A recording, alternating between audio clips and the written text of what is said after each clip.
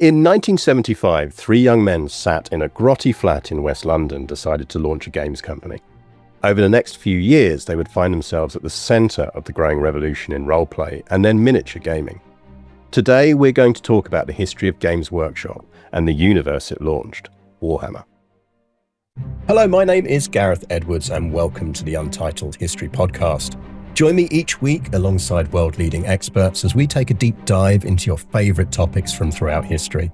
From the ancient world to the modern, and with plenty of historical rabbit holes in between, we'll cover famous and not so famous moments in history from all across the globe. Today, Games Workshop, with its line of Warhammer games, books and more, stands as one of the most successful British companies in history. So successful has it been that as of December 2024, it is a member of the FTSE 100. But behind the global business is a story of a company that played a critical role in the explosion of gaming in the UK and beyond. One whose artists, designers and writers have influenced almost every aspect of how we view fantasy and science fiction today. All launched from a small flat in Shepherd's Bush. And to explore that history with me today is Jordan Sorcery. Thanks for coming on, Jordan. A pleasure. I'm really excited to be here. So, for those unfamiliar with Jordan's work, he is a Warhammer historian who studied the history of Games Workshop and its various products extensively. This includes working as a documentarian and as an interviewer of over 100 former Games Workshop figures and employees, much of which you can find on his YouTube channel, Jordan Sorcery. And Jordan, this was exactly why I wanted you for this episode, because this is almost a dual history in a way. Listeners, you might be coming into this thinking, oh, well, what? Is this just going to be the story of Warhammer? And it's not. We're talking about both a business success and a genuinely revolutionary cultural success here, aren't we? Yeah, absolutely. I think that's totally the way to think about it, because yes, Warhammer, it is a cultural powerhouse now. It is one of the UK's biggest exports. It's in a cultural sense and a financial sense, it's a huge organization now. But it's also this story of incredible creative and commercial decision-making and innovation, some really big characters involved in this history, some genuine visionary business leaders and people who are creating games that are turning all of this amazing pop culture and all of these really cool ideas, taking things from historical wargaming and fantasy literature and comic books and movies and all of this sort of thing, putting all of that together into sellable products and sort of creating these things that people can then buy and immerse themselves in, but then they also can contribute to this growing shared world. It's an incredible experiment in like product design and creative exploration. Like there's some fascinating elements to the story. Yeah, I mean, I almost place it up there with Apple in terms of things that have influenced the arena they're in. So just as much as when Apple started making phones, it completely revolutionized the phone business. I think we almost have to see what Games Workshop did first, almost twice over, first to role-play games, and then to miniature gaming, to tabletop gaming in the same sense. And we're barely going to cover more than they're getting up to the early 90s, I suspect, in this episode. But that is almost the peak period. So I'll kick us off again by taking us back to that grotty little Shepherd's Bush flat in 1975. And the three key figures we're talking about here at the beginning, listeners, is Ian Livingstone, who's now Sir Ian Livingstone, rightly, and that in itself tells you what a contribution to culture this has been. Steve Jackson, the British one, not the American one. If you're used to gaming history, you'll know that there are two Steve Jacksons. There's a British one and an American one. But it was actually an infamous incident when one of them gets arrested when it's meant to be the other one. But this is the British Steve Jackson and a chap called John Peake. And they potentially, and we'll get into why this is a bit of a murky part of history in a bit, but they potentially call their company Games Workshop precisely because, to begin with, they're focused on more traditional games. And that really shows the journey that we're about to go on. But Jordan, do you want to maybe give a listeners an idea of what that first version of Games Workshop looked like and what those people were up to and what role they played? Sure, yeah, and I think it's right to think of it in terms of almost first version, because this is a company that will reinvent itself many, many times over the course of its life, taking advantage of all of these different opportunities. They're seeing these business moments to strike out and pivot and change what they're doing to take advantage of it. So that first version was these three friends. They went to school together, and then they'd gone off their separate ways, and they reconvened a number of years later in London, where they then decided collectively that they wanted to create some new business, a way out of, well, a couple of them didn't enjoy their jobs, so they were trying to find a way to do something new, something that was based on this stuff that they loved, which was tabletop gaming, and they created the Games Workshop. Initially, it was for wooden tabletop games. John Peake literally taught himself how to woodwork so that he could be making Go sets and backgammon and stuff like that.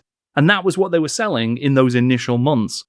For their first year or so, roughly, that was the actual product line, just traditional wooden board games.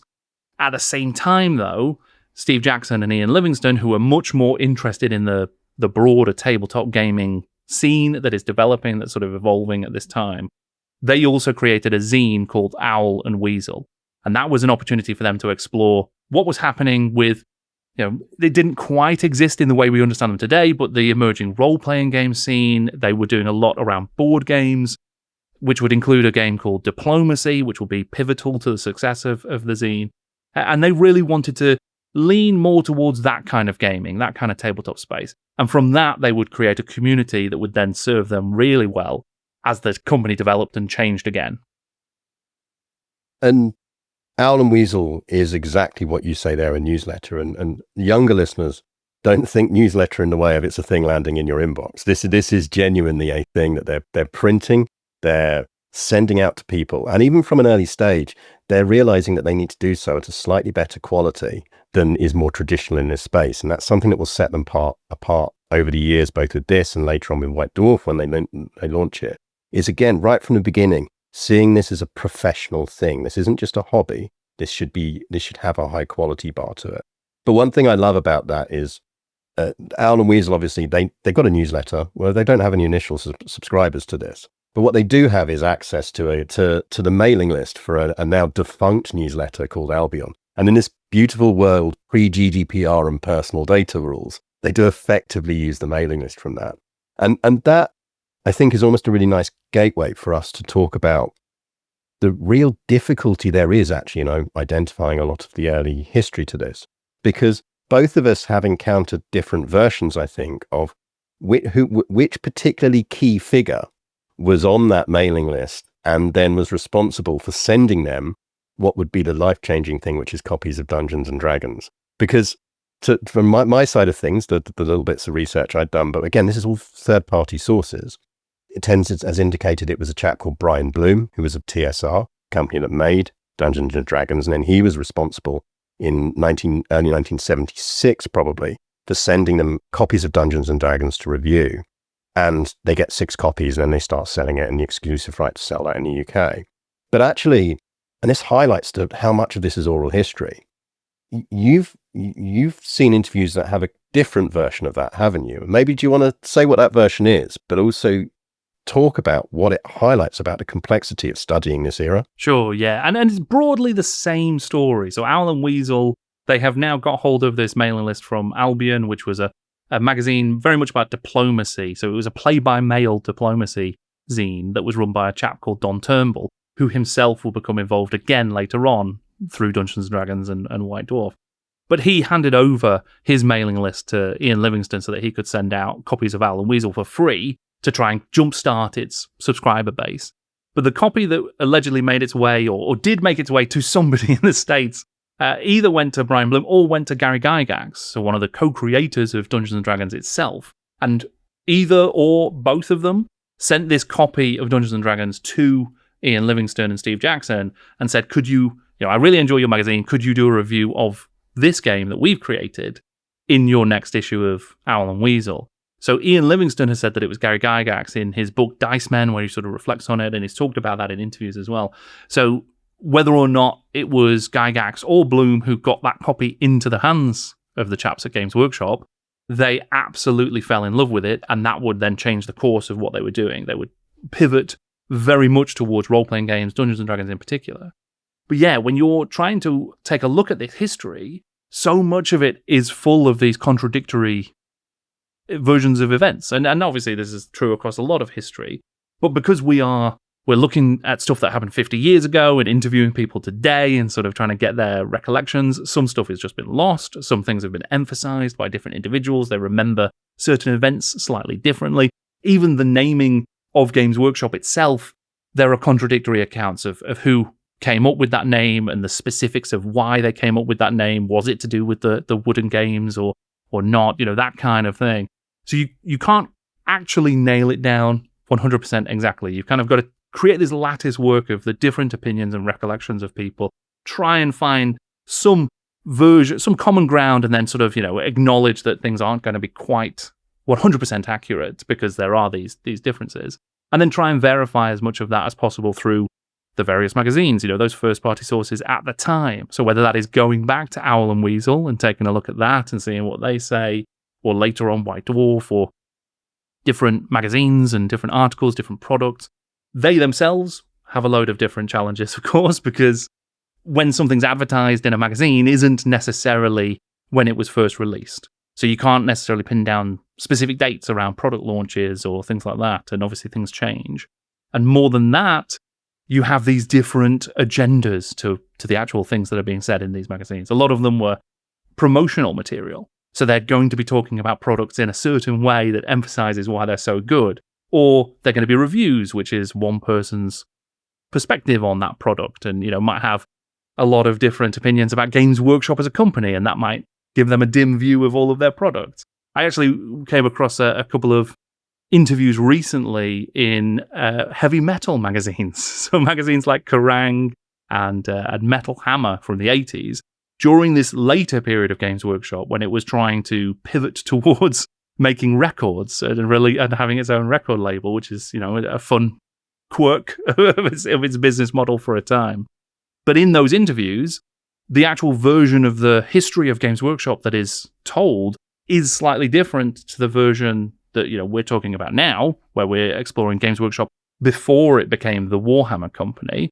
And that was because they were trying to emphasize a certain mythology around Games Workshop's creation. It was about Warhammer and it was about the people who made Warhammer. If you take a look at the current version that's on the official Games Workshop website, talking about its own history now, it doesn't talk about that period in the same way. It goes back to Steve Jackson and Ian Livingstone. It doesn't talk about chaps like Bryan Ansell, who would be incredibly important to how Games Workshop got to be what it was. He's not in that official version of events at all anymore. And that's because they're trying to serve a different purpose with it. So you kind of have to take all of these different perspectives, all of these different accounts, and try and find something in the middle that is the most likely, most accurate version. Yeah, I've encountered this an awful lot looking into, I've done a lot of study of the early era of home computing. So you're talking your Altair through to your Commodore Amigas, let's say, the stuff that tended to sit under people's TVs. And it's exactly the same problem. Like, these people don't realize they're doing something historic. And many of the companies or the people involved are not sat there keeping records or archives or notes in the same way as people do within a large-scale business where it has lots of things like itemed minutes and all of this kind of stuff. So you're so dependent on what's written for computer conferences, what's reviewed in magazines at the time, and on, extensive oral histories. But with a historian eye, exactly what you're saying there, I think this is something, listeners, that actually a lot of people over-rely on memory, and they forget that one thing we learn as historians is oral histories are great, but they are not automatically the most amazing primary source. Because if you're chatting to someone 30 years later, they will not only have a potentially distorted memory of their own involvement, but also they'll have heard 30 years of stories around that moment. And those elements of those stories effectively almost pollute their brain and become their own recollection of it.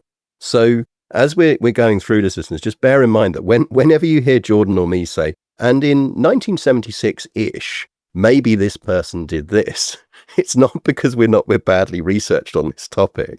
It's just because it's so hard to really pin down actually what happened and what happened at these particular moments. So let's rejoin our story in sometime in 1976. They've now got the exclusive license to distribute Dungeons and Dragons in the UK. And this really does change the direction that the company goes down, doesn't it? It does, yeah, because Steve Jackson and Ian Livingstone just can't get enough of it. They're totally addicted to it. I mean, anybody who's played that first edition or read that first edition of Dungeons & Dragons knows that it's quite difficult to pass those rules. It's not the easiest game to play, but people who were playing it and got on board with it just loved it. So that's what the Owl and Weasel magazine mostly becomes about. It's still covering other stuff as well, but they're really leaning into Dungeons & Dragons, and ultimately they'll go over to the States and they'll start doing even more licensing deals and exclusivity deals. At this point, they get to their first Games Day event, which is a big conference to this growing community that's happening, that's coming together in the UK. It's a big success, but that's where John Peake realizes, you know what, this is not the kind of games workshop that I'm that interested in. I enjoyed my wooden toys and I enjoyed what we were trying to do there, but I don't mind my actual job that I've been doing as well. So he decides to leave the company and go off back into that, and Steve Jackson and Ian Livingstone fully pivot into the role-playing game, the tabletop role-playing and other board games and stuff like that. That's now what Games Workshop is about. And they will, from here, start growing into a retail store as well, and they'll start importing different products. They get that exclusive license for Dungeons & Dragons for the UK and Europe. It is just 6 copies, but that's a big order for them. That's a huge investment, and they sell out and they do really well. So they want even more of those. But TSR, which is the company that's producing Dungeons & Dragons, is also a super small company at this time. I think they did a total of 1,000, a print run of 1,000 in total for that Dungeons & Dragons first run. So it's not enormous as a company itself. They're looking at Games Workshop and saying, these guys seem to be doing really well. Let's work closely with them because we're sort of kindred spirits, as it were. So for that first period, TSR and Games Workshop are really working together and learning from one another and sort of growing at a roughly similar pace almost. Well, there's an alternate dimension out there where the two companies merged, isn't there? And there were genuine chats at various points that said, look, what we're doing here is so aligned and we're operating in different markets and we're doing it well. Let's just merge the companies. And I find that fascinating that you've got almost these alternate paths that could have happened. We can see from this in business history terms in much of gaming is they're very good at reading the zeitgeist. Both Jackson and Livingstone know where these things are going, and they know that they need to bring professionalism level to this. And we need to talk maybe at this point about what happens next. So basically, by this point, they've been kicked out of their small flat because you can't carry on running a company like this out of a flat. And one of the reasons they're kicked out because the landlord gets incredibly annoyed because people keep turning up thinking that they're going to find a shop there because why wouldn't they find a shop there? And they moved to the back of an estate agent's at some time in 1976. They're sleeping in a van at this point. They join a squash club so they can wash.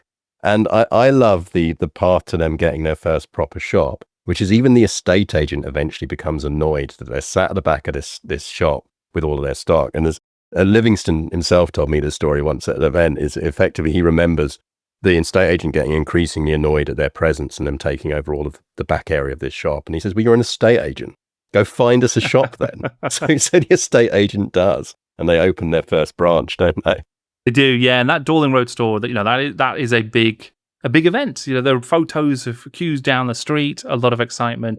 Over the next few years, they will grow that retail network. And they're not going to get loads of stores during that time, but they are proving the case for high street stores dealing with these kind of games.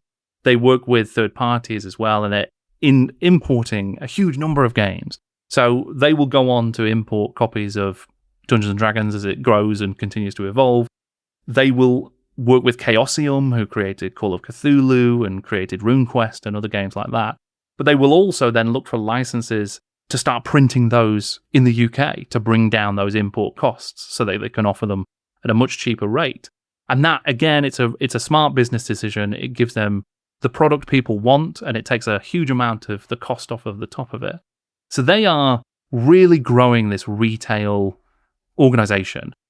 They also decide to start printing their own board games as well. And they bring in chaps like Albie Fiore, who helps to design and manage the creation of a load of these different board games. So they do a Doctor Who board game, and they do Judge Dredd, and they do Valley of the Four Winds and things like this that are these bookshelf boxes that people can get. So they're kind of moving into all of these different aspects of tabletop gaming, one of which is miniatures. and they're selling lots of different miniatures. So they're helping to bring over Ralpatha miniatures from the US because people are using these miniatures for their role-playing games. So there is a real market that's starting to evolve, still based on role-playing games, but that is looking for lead miniatures to represent the games as well. And that is going to be the doorway to Games Workshop's major pivot that's just coming up. Yeah, and we should talk now very much about that pivot, because it's very much what almost Games Workshop are defined by now. Even with expanded universes, even as they're a video game, huge behemoth in video gaming and in everything else, all of this comes back to what at the time were little lead miniatures and will go on to be plastic ones in future. So this is probably the point where it's worth us introducing properly the person you mentioned earlier, which is Bryan Ansell. So Bryan Ansell is obviously, he's a founder of Asgard Miniatures, which is again there to create these Citadel miniatures, and Citadel will become in itself a brand iconically connected to Warhammer and to Games Workshop, to the point where, as someone who loves painting his little war figures, it was only beginning of this year where the word Citadel finally came off the little bottles of paint you would buy that Games Workshop released. It was that much of a brand right up until the modern day. So maybe it's worth giving us a bit of an overview here of who Bryan Ansell is and how does he come to be almost the key person in the company's future at this point. Sure. So Bryan Ansell, he founded Asgard with a couple of other chaps in the mid-70s. They'd been doing their own lines. They'd been recruiting different sculptors, and even Ansell himself had actually sculpted some of the models. They were doing a lot of fantasy stuff for their ranges. But then there's a chance encounter between Bryan Ansell and Steve Jackson and Ian Livingstone at a games convention. And they get to talking because they've got stalls next to each other. And that's when Ansell starts to realize there's an opportunity here with Games Workshop to take things to the next level. So he pitches them on creating a brand new miniatures manufacturer, which would be Citadel, that would be exclusive to Games Workshop, that would handle all of the importing and casting of Ralpatha miniatures, which are doing really well from the States, but which would also create brand new miniatures in the UK, sculpt them, cast them, and then distribute them through Games Workshop itself. So there is this very canny, it's going to allow for the sort of vertically integrated, or the earliest version of this vertically integrated organization that Games Workshop will become, where they're making their own stuff and then advertising it through their magazines and then selling it through their stores. And obviously Steve Jackson and Ian Livingstone are fully behind this. They think that's great. And they bring Bryan Ansell in to head up Citadel. And he has been described as a Renaissance man. He is both a very creative individual. He loves all of his fantasy fiction. He loves Michael Moorcock. He loves the potential for miniatures. But he's also a very smart business person. And he knows that there is an opportunity here to create product that they can mass produce and that they can sell and that they can make money from. He's very much driven by the bottom line.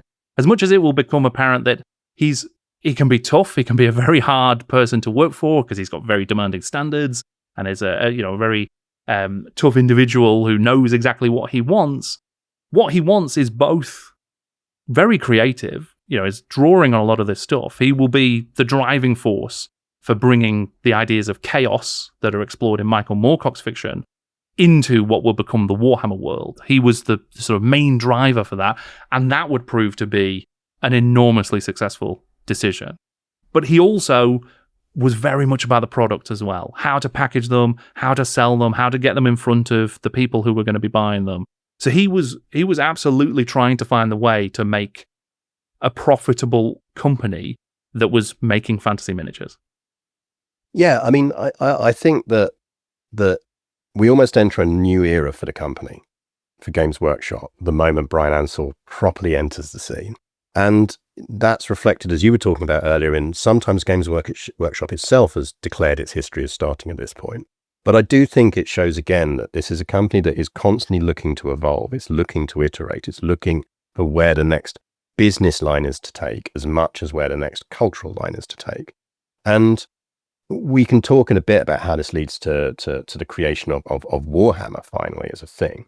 But we should also talk about why both Jackson and Livingston start to back away slightly from the company at this point. And we can do a whole episode on the reasons for this and the thing it creates. But I think we'll keep it reasonably succinct. And listeners, you won't see this, but holding up on screen now, people who are watching will see it, is I am holding up a copy of The Warlock of Firetop Mountain. It's actually my personal copy from when I was 8 years old. And actually, it is actually signed by Sir Ian Livingston, who was kind enough to sign it for me just when we were having a chat in a pub a while back.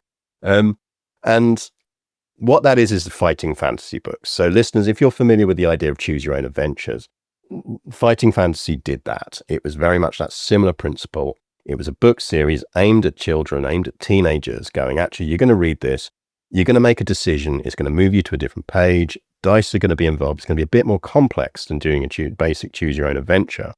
But that becomes absolutely huge, and it's still huge today. I had a fascinating chat with Sir Ian where he was telling me that when Amazon launched the Amazon Echo, their big thing, when they launched that, Amazon approached him and said, we would like to do fighting fantasy books on this. We want people to be able to just use their Amazon speaking devices to just play a fighting fantasy game. And I thought his reply was very interesting. He told me he asked them two questions. He asked them, how much are you going to pay me for this, for the ability to do this?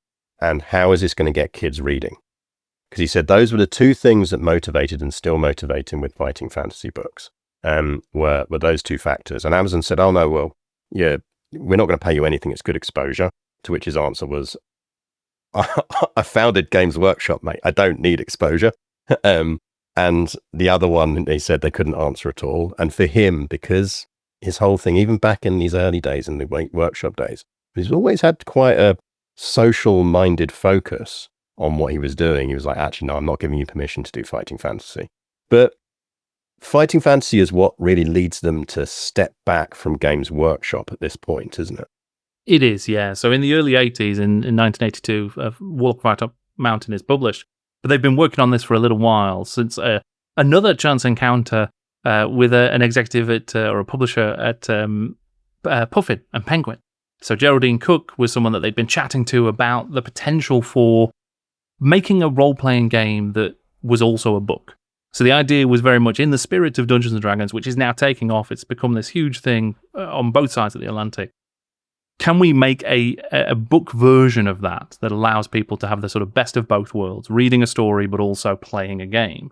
And yes, Choose Your Own Adventures works, which is a branching narrative, but that doesn't have the game elements that Fighting Fantasy will introduce, where it's got different characteristics, you have your skill and your luck, you're rolling dice and trying to fight off the monsters before making your choices.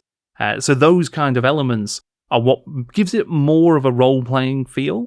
It still has, the choose your own branching narrative, but it's this kind of interactive fiction that's something slightly new. But they tried to get it published for a long time. Geraldine Cook is able to do some clever stuff within Penguin and get it published at Puffin, despite it being a sort of gamble for the company. No one's quite sure that this is something anybody's going to be interested in, but it becomes a phenomenon. So that starts to occupy a lot of Steve Jackson and Ian Livingston's time. They've got less focus available for Games Workshop. Games Workshop itself has been growing and becoming this amazing new company and sort of developing. There's been tough times with Bryan Ansell, and they don't always agree. He's always pushing for more funding, more investment into the miniatures, into the Citadel side of the business, because he has this vision. He can see where the potential lies for that part of the company. Perhaps his vision is, maybe he's a little bit clouded on the other potential. He isn't as interested in the rest of the company and what some of that is doing. He's very much miniatures first, and that will ultimately change the direction of Games Workshop. But Steve Jackson and Ian Livingston decide that they're going to put Bryan Ansell in charge. He's left at one point, and there was a lot of consternation about that.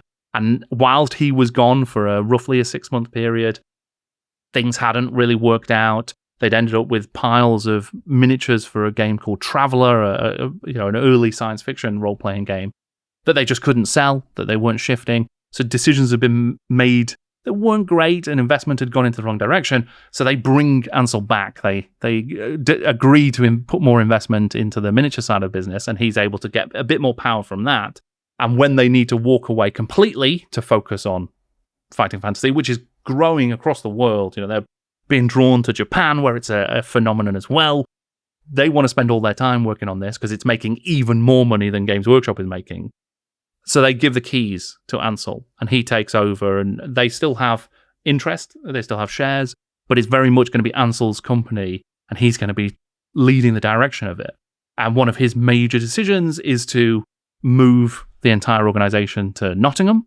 So it stops being a London-based company and goes over to Nottingham, where the miniatures are manufactured, where Citadel has been based. So that's really setting the tone for how Games Workshop is about to change enormously. And I mean, one of my favorite side facts is not all the staff decide they want to live in Nottingham. Some of them stay behind. One of the people who stays behind is a chap called Peter Darvill-Jones. If you are a Doctor Who fan who has been around for long enough, it's a name you'll recognize, because Peter Darvill-Jones is the guy who effectively revives Doctor Who in the 90s by creating the Doctor Who New Adventures. And that in itself shows that so many of these people who will go on, the ripples that Games Workshop has in cultural terms, in writing terms, in art terms, the ripples are starting even at this point. Those people that are involved in this company are going on to do other things, but they're taking with them the ethos, the ideas that they've absorbed while working for Games Workshop. And increasingly, one of those ethoses and visions and ideas they're going to absorb is something that effectively really debuts in 1983, which is Warhammer Fantasy Battle. Now, again, we could do an entire episode on the history of Warhammer. And there's this really cool historian and YouTuber called Jordan Sorcery, who has done many episodes on that thing. Listeners, check them out. Very good. But what's the 5-minute origin story here of Warhammer? And then beyond that, how Warhammer 40k, we'll talk a bit about how Warhammer 40k, the Space Marine stuff, which arguably is what it's more known for today, comes about. We'll talk about that. But it doesn't start in space, does it? No, it doesn't. It starts really, in many ways, in Middle-earth. So you've got Games Workshop. It's now got this Citadel company that's making miniatures within its walls. But they are not yet the Citadel miniatures that they're going to become, because they are mostly for Dungeons & Dragons. So they're creating all of these different lines and getting people to use orcs and necromancers and whatever you might want for your RPG adventures, which is great and obviously is doing a lot of business. But Bryan Ansell is very aware that role-playing games don't require that many miniatures. You need a handful for your dungeons, you need just a couple for your heroes. He wants people to be able to play with all of their miniatures at once, because that's going to encourage them to buy more miniatures. So he wants a battle game. And if you look across to historical wargaming, you need hundreds of miniatures for many of those games. And there is a big historical wargaming community out there. And within that community, there's a couple of students, a couple of chaps who are still at school, called Richard Halliwell and Rick Priestley. And they're going on a weekly basis to their local wargaming club, the Lincoln Model Railway and Wargaming Society. And they are also massive fans of Lord of the Rings, and they're massive fans of Minifigs, which is a 60s miniature manufacturer who have been making Lord of the Rings models for a while. So they're sort of putting these two things together. They love historical war games and they want to also explore fantasy stuff. So they've been writing their own wargaming rules that go away from the historical side of things. They still use a lot of similar mechanical setups. So a lot of the rules come from the historical wargaming tradition, but they're applying it to science fiction and fantasy settings. And that brings them to the attention of Bryan Ansell, who has obviously also been doing this and writing his own rules and kind of exploring it. And he recruits them straight out of school to come over to Citadel and to start work on this brand new game. Initially, it's not even called Warhammer. It's going to be called Runehammer, but they changed the name because that's too similar to RuneQuest, the role-playing game. But the Warhammer game that they're initially working on is just going to be a free handout. It's going to be a couple of sheets of paper that they can put into their various miniatures boxes to encourage people to buy more miniature boxes. But it kind of grows arms and legs and it becomes its own self-contained miniature wargaming it's sold as a role-playing game, a mass combat role-playing game. It's got bits of RPG elements. They are poorly reviewed when it actually comes out. The RPG stuff of like create your own characters and put your own heroes on the table, that's not really what people like about it. People enjoy the fact that it's actually this very fun way of having units and sort of bigger groups of miniatures. Still not the huge game it will become in terms of scale, but certainly more miniatures than you're getting into your dungeon. And this is all exactly what Bryan Ansell wants. He wants this excuse for people to buy more miniatures, and it flies off the shelves. That first edition of Warhammer is hugely successful, so much so that the question almost immediately becomes, should we do another edition? Should we reprint it, or should we just like clean it up and move things forward? And that's what they decide to do. Rather than just reprint the first edition, they decide, okay, we're actually going to take a bit of that feedback on board, make a few changes, and do a second edition almost within 12 months. It comes out, just over a year after that first edition. You get Warhammer Fantasy Battles second edition, which scales back some of that role-playing element, but it also introduces something that's mostly absent from the first edition, which is a world in which to set your games. Initially, you're using it for your D&D. Now you can use it to play in this kind of shared universe they start to build, that starts to emerge, where they're tying in different miniature products. So they'll release specialty sets of Chaos Warriors, which will have a little bit of a scenario, a little bit of a story in it, and that will take place in a world that has recognizable places that you can then tie back to this Regiment of Renown that you buy later on. So your Joseph Bugman and his Dwarf Rangers, they exist in roughly the same universe as these Chaos Warriors and these other guys that you're sort of finding out about. So the narrative starts to come together as well. And from there, the game just explodes in popularity. And I think that's where the genuine revolution comes in this, is in many ways what Ansell, what Priestley and Hallowell and more are doing at Games Workshop and at Citadel is they're doing something that Lucas does with Star Wars, which is they go, we don't have to explain everything in this universe straight away. We just have to give some place names. We need to give some people names. We need to suggest that there is lore, that there is backstory, to bring life to the tales we are telling. And it's incredibly smart. And Games Workshop are the company that really acts as that bridge between, okay, wargaming is little old men pushing around Napoleonic armies, and roleplay is people playing a party of cool heroes and doing things. It's Games Workshop that really successfully, for the first time, other people have tried this, but successfully smash those two things together and go, you are going to buy an enormous amount of miniatures. You are going to spend more of your money on this than any medieval person ever did on a church tithe.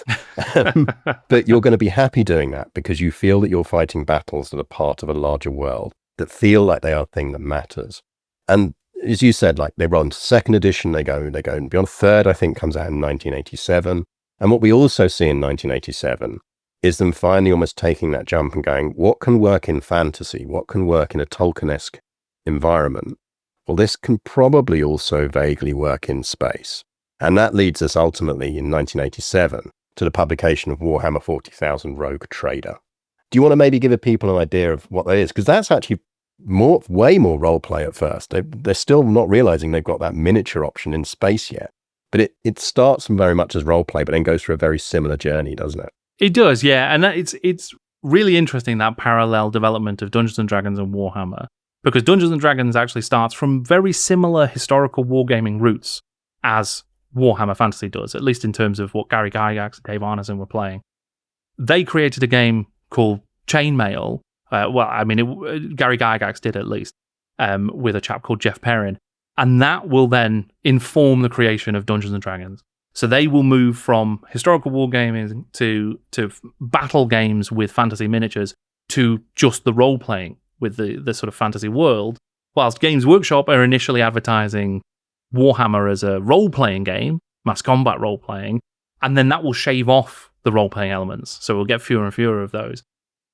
There is a similar thing with Rogue Trader, where initially in that first edition, there's kind of this anticipation that you'll have a third-party player, your game master, who will help define the scenario and play neutral parties, and then the two main players will be fighting out the battles. it seems like that may obviously was baked into the actual rules of the first edition, but may not have been how that many people actually played it. Like it quite quickly became just a battle game between two players, or multiple players, but two sides. So the sort of first version still has all of these role-playing elements. There's a lot more immersive sort of role-playing tables, and you're rolling a lot of dice for like scenarios and all of the different stories that you're telling for your battles. But ultimately, it will become this game that is very much miniature driven and just a battle game for two sides for the most part. It was created by Rick Priestley, so he wanted to explore a science fiction world or a science fantasy world more than anything else. It was something that he'd been pushing for since he first joined Citadel. So he and Richard Halliwell had created a game called Combat 3000, which was a science fiction game back in the day, before they came to actually work at Games Workshop and Citadel. Ansell himself had created a game called Laserburn. There's a lot of elements of both of those two small games that will feed into the creation of the world that 40K is set in.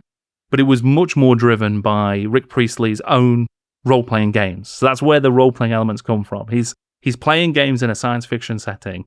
He wants to create a space to explore that with miniatures. And that is what gives birth to Warhammer 40,000 Rogue Trader. The name itself is quite an interesting one in that they initially had advertised a game called Rogue Trader that was going to be a spaceship miniatures game that Rick Priestley had designed. He created his own miniatures for it. It was featured in an advert in one of the Citadel journals, one of the Citadel Compendium magazines. And then people kept asking about it. When is Rogue Trader going to come out? We really want to see Rogue Trader. And for the most part, they'd kind of moved on from that internally. They didn't want to create this spaceship combat game anymore. They wanted to create something else. But they knew that they also needed to address this group of people who kept asking about the game they'd seen advertised. So they decided to call it Rogue Trader. Unfortunately, they just released a game based on the 2000 AD, the comic strip character Rogue Trooper, and even White Dwarf itself had confused the two because they're so similar, Rogue Trader, Rogue Trooper. So they decided that they needed to give it something a bit more distinct, and they decide then to use Warhammer to make it sort of tie into that. So we can build on the branding of the Warhammer fantasy game. We'll call this Warhammer Rogue Trooper, Rogue Trader, whatever. They were going to call it Warhammer 3000, but they decided to go for 40,000 because it's just a much bigger number and it's more impressive. And that gives rise to the game being set in the 41st millennium, which allows them to also tap into various inspirations like Dune. In the same way that Warhammer Fantasy was going to go and borrow a lot of tropes and ideas from Middle-earth and Tolkien's Lord of the Rings, 40K, as it will become known, is able to draw on a lot of fiction like Dune and Starship Troopers and other stuff like that in order to inform the world that it ends up creating.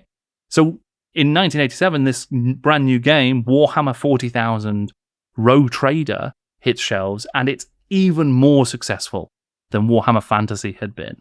There was a bit of trepidation from Bryan Ansell. He's seen that those Traveller miniatures hadn't sold well. Games Workshop has previously done a sci-fi miniature game called Spacefarers that didn't do very well either.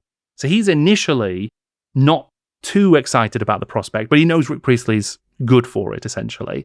And as they're starting to develop it, in-house, they're seeing how cool it's getting and how good it's looking, and they start to they increase the amount of resources that are being made available for the game so that when it launches, it's got one of the earliest and best plastic kits available. Its Space Marines are they're just infinitely posable, and they're multi-part kits. It's a huge investment in terms of money, but it's just a phenomenally successful kit that is going to help ensure that Rogue Trader becomes this really successful product.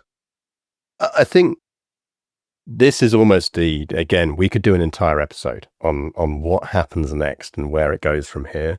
But what I wanted us to make sure we'd done is covered all of the things that get us up to this point almost, because this is the point from which Games Workshop really skyrockets. There's an additional thing that will come down the line later, and maybe we'll come back and do another episode on what happens next, which is almost as a full circle element in Lord of the Rings, them acquiring the license to Lord of the Rings later on. But listeners, space the Space Marine side of things, the space thing is what effectively fills out what Games Workshop really needed to become truly global as a thing. They've now got their old world version, they've got their far future version, and now it's a path to pure miniature gaming. I think second edition of Warhammer is 1993, I think, and that's the one that starts to really push them down the similar route that Bryan Ansell was already pushing on the main miniature gaming side. And listeners, if you're screaming at me because at no point have Jordan or I yet mentioned two board games, Hero Quest and Space Crusade, we're being quite evil about this because we both want to talk about Hero Quest and Space Crusade a lot. That's going in the bonus bit. So if you really, really want to hear all the stuff about that, stay tuned to the end of the pod for how you can get the bonus bit of this episode. But the very short version on that is they partner at this point with Milton Bradley, the board game manufacturer. And in doing so, what they actually do is create what will become the final pillar of what they do, which is the gateway element. They create board games based off of their key properties that will effectively mean that younger gamers, you with limited rules, you get everything you need in the box, can get a real taste for this style of gaming. And when those younger gamers become teenagers, when they become adults, they are now fully encapsulated in the Warhammer universe. But for the rest of the main pod, what I do want us to not skip over and what I do want us to talk about a bit is we mentioned right at the beginning of the show about how the cultural ripples that come out of Warhammer. And one of the ones we haven't talked about, and absolutely I think we'll finish off with on the main show, is art. And I think a really good window to do that is through an individual who sadly passed away very recently, which is a phenomenal artist, has influenced listeners so many things that you probably don't realize have been influenced by him and by his work for Games Workshop, which is John Blanche. So, Jordan, do you want to set the scene? Who is John Blanche and why? How does he effectively really change fantasy art forever? Sure. So John Blanche, he is a giant of fantasy and science fiction artwork. He spent most of his career working at Games Workshop. So for the better part of 40 years, he is actually the art director for Games Workshop. So it is his vision, essentially, that is helping to drive a lot of the concepts and the look and the feel of a huge amount of Warhammer and Warhammer 40,000. And he's also recruiting in so many of the young artists who will go and contribute to it as well, and then go off into all of these different spaces and work on a lot of different things. But it was actually, it's really interesting that John Blanche's freelance career, so what he was doing before he joined Games Workshop, he did a number of different book covers and various different pieces during the 70s, including some amazing contributions to the Tolkien Bestiary by David Day. But he would go on to actually get recruited by Games Workshop to do the cover for their very first edition of Dungeons & Dragons.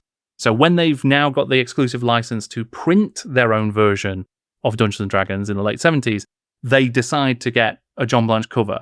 And that is an iconic cover. It's amazing. But his journey with Games Workshop starts almost at the beginning of Games Workshop. He doesn't become a full-time member of staff for a number of years later. But it is that he is there from the start. He's doing covers for White Dwarf and contributing to that. When he actually joins the company, he's doing concept art. He's helping to define the way in which Space Marines look and how the different games are sold. His art is on the cover of some of the most iconic versions of 40K. And they're still today seen as some of the finest examples of the 41st millennium, this setting that is so rich and so diverse. John Blanche's version of it is one of the greatest, the foremost, even to the extent that his cover for the second edition of the game has been recreated for the brand new 11th edition of the game. So they use the modern house style, but it is a complete homage to his earlier version of the game cover. So just enormously important in terms of the actual art itself. And as you say, I think Blanche himself, in his role at Games Workshop, almost becomes the arbiter of a pipeline of artists that are going through, because Games Workshop is commissioning enormous amounts of fantasy art. And when Blanche went to art college in the 1960s, and he grew up in a council flat, he'd come from nothing into this. He got into art college based because he was doing art of fantasy battle scenes. But even as he was going into college, everyone was going, there's no market for this. No one's ever going to stop drawing these things, stop painting these things, do more traditional stuff. But Games Workshop becomes the vehicle through which so much of that early art is published outside of book covers, even on their own book covers as they move into books beyond their source books. And White Dwarf, the magazine that we haven't really had a chance to talk about, but is their in-house magazine and very professionally led. As you said, he's doing covers, he's doing things. If you are into Warhammer, the dark Gothic style is just a thing you are used to.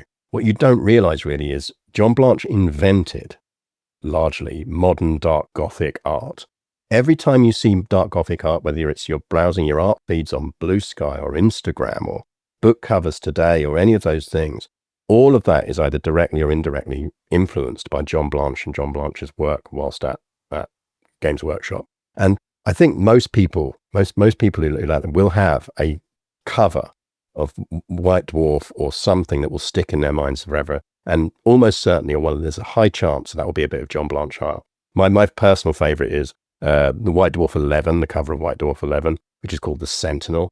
And to describe that for your listeners, think almost kind of this ethereal, elven figure, but covered in little bristling weaponry and futuristic things, standing in front of basically a sort of very industrial, run-down space background. And those blending of styles is something that Blanche does really in a way that no one else sees, or everyone follows him after that, don't they, in terms of doing that style? Yeah, they do. And it's talked about now as the father of grimdark as a sort of a discipline. And that's both in terms of the art style, but also in terms of miniature painting, as this style of Blanchitsu, as it's been termed, which is this kind of really dirty, grimy, grimdark aesthetic in the actual creation of your miniatures. And he has absolutely led the way in the creation of that. I mean, he as art director at Games Workshop and the project lead from an art perspective on later editions of Warhammer Fantasy, actually contributes to shifting the game itself into a more grimdark space. So his sort of artistic preoccupations in that kind of space helped to create a 6th edition of Warhammer Fantasy that will redefine the game as the kind of a darker, grimier, grittier version than the more accessible, sort of child-friendly versions that had come just prior to this. He's also a key factor in the creation of a game called Mordheim, which is the quintessential grimdark game, which has only gone on to influence other games. So the writer of the rules and the world for that, Thomas Pirinen, has created a new game called Trench Crusade with a team of former Games Workshop veterans. But that's absolutely the continuing legacy of John Blanche's style. But one thing I would point out as well, and I think John Blanche was always keen to make this known, was that, yes, he is absolutely a leading light in the grimdark space, and he was very much sort of driving a lot of stuff into that world. He also did use a lot of colour, though, and he brought in, as you say, a lot of ethereal and fantasy elements. He was always drawing it, because he himself was drawing on artists like Albrecht Dürer and Kay Nielsen and other folks like that. Lots of fantasy art from old masters that he was sort of redefining and reshaping and doing other things with. But he loved art and he loved colour, and there's a real vibrancy to a lot of his art. Even when it is grim and dark, there's also a lot of colour in it as well, lots of splashes of colour across it. So I think there's a lot more nuance to that world than just reducing it too much down to just those sort of grimdark elements. Because yeah, he's just has so much artistic talent. It's hard to quantify, I think. And like you say, the ripples on across a lot of different spaces, both in terms of in video games, but also in movies and in books and other kinds of narratives. Even very recently, at a live concert for My Chemical Romance, there was a track at that performance was dedicated to the memory of John Blanche, because his influence over Gerard Way, the lead singer of that band, was so massive, and he just wanted to make sure that was known. So it goes way beyond just the Warhammer art to all of these different facets of pop culture. And I think that's almost the perfect place to end the main part of this pod. There's so much more we could talk about, and maybe we will in future. If listeners, if you enjoyed this episode, let us know, because we've really taken you up to the point where Games Workshop is now a force that has made those business decisions, that it's on the path to being the behemoth it is today. But there is more to explore. I mean, we barely crossed in beyond about 1995 here. There's the whole world of excursions into publishing. There's as you said earlier, there's the record label era. There's also the history of the shops, which is in itself fascinating. A little teaser for you around that, listeners, is if you've ever been impressed with Apple stores and how they basically suck everyone into buying and everything else, the entire history of Games Workshop retail is very similar in terms of how it deals with conversions, how it builds its own culture, how it gives shops freedom or not, that they are part of that onboarding process as well. So I hopefully, if you're up for it, Jordan, we'll do a future episode where we almost take the story beyond 1995 up until today into this world of just cross-media dominance. But just before we start talking Hero Quest and Space Crusade for extra listeners, where can people find more of your work, particularly online? Sure. So you found me on YouTube as Jordan Sorcery, on pretty much every social media as just Jordan Sorcery as well. And yeah, there's lots of different histories of specific games, whether that is Warhammer Fantasy or Rogue Trader or a lot of the other games as well that have had key roles in the sort of building of these worlds and the lessons that the company has learned from creating a boxed game to do this then informs what they do in a later edition. So I like to explore all of that kind of stuff, the creative and the commercial elements of it. I mean, I think, listeners, if you want a really interesting thing that kind of sits in complement to what we've done here, really recommend checking out the stuff that Jordan's done on the history of what's called the Black Library. So this is Warhammer's entry into publishing and the publishing side of things, and how it became as much a giant in the world of fantasy and science fiction novel writing as it is in the miniature side of things. So check that one out if you want a good starting point. It's a fantastic video. I recommend that. Listeners, as on the main pod, I mean, as I say, we're about to talk Space Crusade and Hero Quest in the extra bit. And you can get access to that extra bit by going to untitled-history.com and just signing up there. That gives you access to versions of this podcast that are ad-free, gives you all the access to the extra bits, gives you access to a bit of a community we're building over there where we can start to talk about the contents of the episodes, knock around ideas for future episodes. It's a place where people can say to me, hey, here's a cool thing. Did you know about this? And if I knew about it, I go, yes, I knew about it. Let's do an episode. And if I didn't, I go, that's amazing. Let's learn more about that together. So it's a great place to be. And just a final shout out as well is, please, if you've enjoyed this episode, listen to more if this is your first time. Share it with friends and family. Ping them on WhatsApp. Say, hey, this is a cool podcast. You should listen to it. Because this is a general history podcast, we need your support in that way more than regular podcasts do. Because the algorithms on things like Spotify or YouTube can really struggle to work out how to recommend this podcast to people. Because we're talking about Warhammer now. We've talked about ship's cats in the past. It means that we're more dependent than ever on word of mouth. So do share this with your friends. If you love it, say on Blue Sky or Instagram or TikTok what you've enjoyed and liked, and leave a comment in places like YouTube and Spotify, because or on your whatever people use on Apple devices these days. You can tell I've fully moved over to Android and Linux these days, because that makes a difference. Then it knows that people enjoy it and it will go on. But thanks, main listeners, for listening. Jordan, if you want to say goodbye, and then we will chat Space Crusade and more. Thanks for listening. You've been listening to the Untitled History Podcast, a Battle Guide production. If you've enjoyed this episode and would like to support the podcast, why not head over to our dedicated supporter page? There, for the cost of a cup of tea, you can decide which subjects we cover next, get access to exclusive behind-the-scenes content, and join a community of like-minded people. Thanks for listening, and we'll see you next time.